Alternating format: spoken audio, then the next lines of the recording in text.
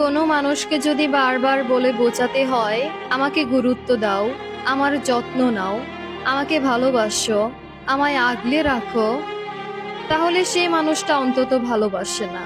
মানলাম সে ফোন দেয়, মেসেজ দেয়, এটা হয়তো দায়িত্ব থেকে দেয়, তার মনে হয় একবার ফোন দেওয়া দরকার বা মেসেজ দেওয়াটা দরকার।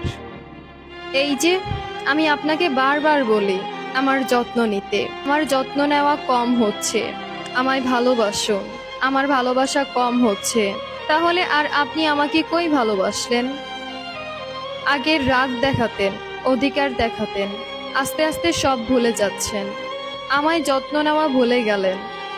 ভালোবাসেন কিনা আমি অন্তত বলতে পারছি না। আপনার থেকে এখন সবকিছুই আমার চেয়ে চেয়ে নিতে হয়। আমি জানি সম্পর্কটা আর আগের মতো নেই, তবুও সম্পর্কটা হয়তো কোনো কারণে টিকে আছে। এভাবে বলতে থাকলে বিশ্বাস করেন একদিন আমি এই সম্পর্কটা থেকে বেরিয়ে যাব। আপনাকে মেসেজ দিলে তো তার রিপ্লাই দিবেন তো দূরেরই, সিন পর্যন্ত করেন না, অথচ ঘন্টার পর ঘন্টা ফেসবুকে থাকে। আর কিছু বললেই বলেন ব্যস্ত ছিলাম, আমার ভালো লাগে না। অজুহাতের তখন শেষ নেই। আজকাল ফোন দিয়ে আর কোনো কথাই নেই, অন্য ফোন নিয়ে ভিডিও দেখায় ব্যস্ত হয়ে পড়েন, অথচ অপর পাশে কেউ একজন যে আছে তার কথা আপনার মনেই থাকে না। আমার অসুখ হলে এখন আর জিগান না আমি ভালো আছি কিনা, সুস্থ আছি কিনা। বিশ্বাস করেন ছোট ছোট বিষয়গুলো আমাকে এত পরিমাণ কষ্ট দেয়, কি বলবো আর। আমি তো বলেই দিয়েছি, আপনার যদি মনে হয় আমাকে আর ভালো লাগতেছে না আপনি আমাকে বলেন, কিন্তু এমন ব্যবহার আমি নিতে পারছি না। আমার বড্ড কষ্ট হয়, না আপনি ছাড়বেন আবার না আপনি ধরবেন।